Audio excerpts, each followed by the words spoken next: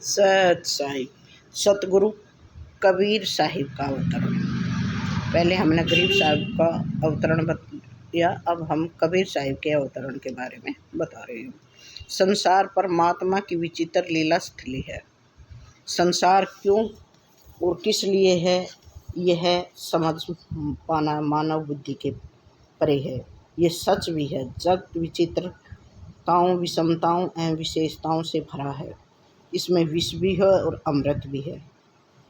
जो परब्रह्म परमात्मा को पहचान कर पूर्ण शांति अर्थात उसकी अखंड ज्योति में प्रवेश कर जाते हैं, वे असीम आनंद को प्राप्त करते हैं।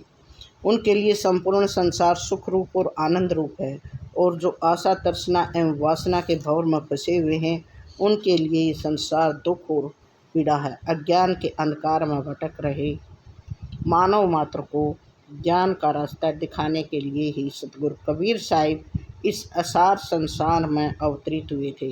उनके अवतरण का समय कबीर पंथ में प्रचलित निम्न दोहे से निश्चित किया जाता है। 1455 साल गए चंदवार एक ठाठ ठई, जेठ सुदी बरसाइत को पूर्णमासी तिथि प्रकट भये। अर्थात कबीर साहिब का आविर्भाव विक्रम संवत 1456 की ज्येष्ठ पूर्णिमा को सोमवार के दिन ब्रह्म मुहूर्त में हुआ था। प्रस्तुत दोहा उनके जीवन के रहस्य को उजागर करता है। समृत शब्द उचारिये सुनो संतायन आए, सत्य शब्द जग में भेजिया जो कस रहे बुलाए। सतगुरु हंस उबारन चित जो किन्हें विचार, जेठ मास बरसायत पग ढारे चंदरवार। बालक के तन धारिया निकसे सरोवर तीर, सुरनर मुनि सब देखत साहिब धरे शरीर। चंदू दिशी चमके दामनी स्वेद भंवर गुंजाए, साहिब आप विराजिए जल पर सेज बिछाए। विक्रम संवत 1456 ज्येष्ठ पूर्णिमा सोमवार का दिन मानव जाति के लिए सबसे शुभ और कल्याणी दिन था। उस दिन भगवान शंकर की पूरी काशी में स्थित लहर तारा तालाब में सतगुरु कबीर साहिब का अवतरण हुआ था। तालाब के तट पर परम पूज्य स्वामी रामानंद जी के शिष्य अष्टानंद जी आसनबद्ध ध्यान मगन बैठे थे, परमात्मा का चिंतन कर रहे थे। अचानक आकाशीय बिजली के चमकने से संपूर्ण वातावरण प्रकाशित हो उठा। अष्टानंद जी ने देखा कि गगन मंडल से सैकड़ों सूर्य के समान चमकता हुआ एक प्रकाश पुंज नीचे उतरकर सरोवर में विकसित एक श्वेत कमल के पुष्प में विलीन हो गया। उस विस्मयकारी अलौकिक घटना को देखकर अष्टानंद जी पल भर के लिए आश्चर्यचकित हो गए। फिर उसका मर्म जानने के लिए वहां से चलकर अपने गुरु स्वामी रामानंद जी के पास गए।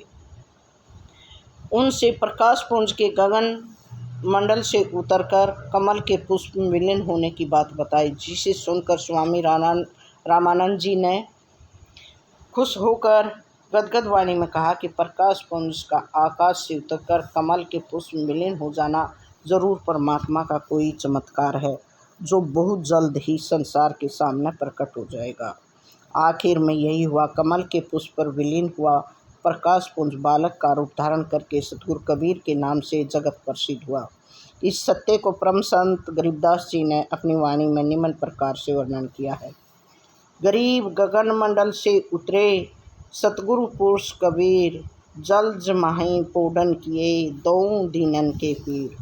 जिसमें सतगुरु कबीर साहिब का काशी के लहर तालाब में अवतरण हुआ था, उसमें संपूर्ण पृथ्वी पर परम शांति का आभास होने लगा था।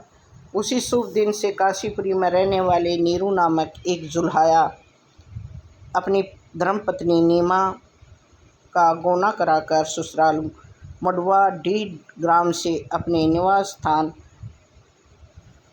नरहपुरा वर्तमान नीरू टोला के लिए आ रहे थे। ज्येष्ठ मास की दोपहर बेला में गर्मी अधिक थी।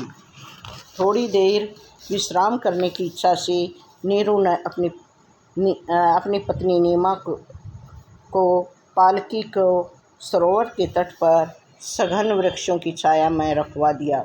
साथ में आए अपने संबंधियों एवं कहारों को पालकी के पास से हटाकर पत्नी नीमा से कहा कि प्यास लगी हो तो सरोवर में जाकर अपनी प्यास बुझा लो। इस पर नई नवेली दुल्हन नीमा ने पालकी से उतरकर सरोवर के ठंडे जल से मुख मार्जन किया। तभी उनको किसी बालक की मधुर किलकारी सुनाई पड़ी। किलकारी सुनकर नीमा ने अपनी दृष्टि चारों तरफ दौड़ाई तो अलौकिक छटा वाला नवजात शिशु कमल के पुष्प पर लेटा किलकारी मारता नजर आया। उस दिव्य स्वरूप मनोहारी बालक को नीमा पल भर देखती ही रह गई। बालक की अनुपम छटा के कारण उनके अंदर मातृत्व की भावना जाग उठी और ममता के वशीभूत होकर बालक को गोद में उठाने के लिए वह जल में प्रवेश कर गई।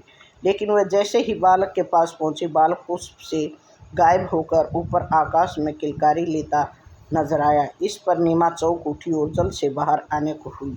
तभी बालक पुष्प पर प्रकट होकर किलकारी मारता हुआ हाथ पैर चलाने लगा। किसी दैवीय आकर्षण की डोर से बंधी नीमा ने यथावत आगे बढ़कर बालक को पुष्प से अपनी गोद में उठा लिया। दूसरी तरफ पालकी के पास बैठे नीरू मियाँ अपनी पत्नी नीमा के आने का इंतजार कर रहे थे। अधिक देर हो जाने पर जब नीमा वापस नहीं लौटी, तब वे खुद ही सरोवर की सीढ़ियों पर पहुंच गए और ये देखकर चौंक उठे कि नीमा नवजात शिशु को गोद में उठाए जल के बीच खड़ी बालक को अपलक नेत्रों से देख रही है। उन्हें किसी बात की सुध बुध नहीं रही। ये मंजर देखकर नीरू मियाँ ने पास जाकर नीमा का ध्यान तोड़ते हुए पूछा कि ये बालक किसका है, उसको कहाँ से मिल गया। इस पर नीमा ने बालक को कमल के पुष्प से उठाने की सारी कहानी बता दी। तो नीरू मियाँ ने उनसे कहा कि बालक जरूर किसी फरिश्ते का है, क्योंकि मानव जनित बच्चों में इस प्रकार की अलौकिक कांति नहीं होती। यह कहकर बच्चे को वापस कमल पुष्प पर डालकर नीमा को फौरन वहाँ से हट जाने के लिए कहा। साथ ही फरिश्तों के नाराज हो जाने का भय भी दिखाया। लेकिन नीमा के हृदय में बालक के प्रति स्नेह और ममता मुड़ चुकी थी, इसलिए वे उसे घर ले चलने की बात करने लगी। नीरू मियाँ ने उनको समझाया कि पता नहीं बालक किसका है, किस कौम मजहब का है। घर ले चलने पर कुल की मर्यादा तो कलंकित होगी ही, साथ में राजदंड भी भोगना पड़ सकता है। लेकिन नीमा बालक को किसी भी कीमत पर वहाँ अकेला नहीं छोड़ना चाहती थी और घर ले जाने के लिए जिद करने लगी, जिससे पति पत्नी के बीच बालक को लेकर वाद विवाद होने लगा। पत्नी की जिद के सामने नीरू मियाँ असमंजस में पड़ गए कि वे क्या करें, बालक को घर ले जाएं कि नहीं। नीरू मियाँ को ऊहा-पोह की स्थिति में देख बालक स्वरूप सतगुरु कबीर साहिब ने स्वयं उन्हें आदेश दिया कि वे उनको अपने घर ले चलें। ये घटना का विवरण निम्न प्रकार से मिलता है। नीरू नाम जुल्हाया गवन लिए घर जाए, तासु नारी बड़ भागनी जल मही बालक पाए। सुंदर बालक देख के लीना कंठ लगाए, विहिस सती चली है कामनी हंसी दीनी मुस्काए। नीरू देख कि रिश्याऊ बालक बेगी डार, लोग कुटुंब हंसी करें तब तो ही देहूँ निकार। साहब दीनी हुकार ले चल अपने धाम, मोक्ष मुक्ति के कारण जग आयो तोरे काम। पूर्व जन्म ब्रह्माणी सेवक चूकू मोही, पिछली प्रीति के कारण दर्शन दीनो तो ही। नवजात शिशु की बात सुनकर नीरू मियाँ हैरान से रह गए। वे बालक को ही देख रहे थे। तभी आकाशवाणी हुई कि नीरू, इस बालक को तुम अपने साथ घर ले जाओ। इस बालक से तुम पति पत्नी को मोक्ष की प्राप्ति होगी और यश कीर्ति बढ़ेगी। उस आकाशवाणी से नीरू मियाँ का संशय मिट गया और उन्होंने पत्नी नीमा को बालक घर ले चलने की अनुमति दे दी, जिससे नीमा की खुशी का ठिकाना नहीं रहा और वे बालक को गोद में लेकर पालकी में जाकर बैठ गई और नीरू ने कहारों को पालकी उठाकर घर चलने को कहा। तभी कहारों ने सरोवर तट से प्रस्थान किया। नीरू टोला पहुंचकर कहारों ने पालकी को नीरू मियाँ के दरवाजे पर रख दिया।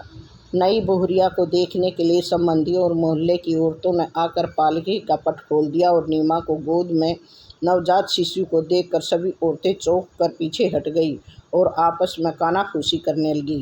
एक ने कहा, इस नवनवेली दुल्हन की गोद में बालक किसका है? बहुरिया तो पहली बार अभी ससुराल आई है और मायके से इस बालक को साथ लाई है। दाल में जरूर कुछ काला है। औरतें आपस में बातें करती तरह तरह के कयास लगा रही थी, मगर नीरू मियाँ ने किसी की भी बात पर कान नहीं दिया और बालक समेत पत्नी नीमा को घर के अंदर भेज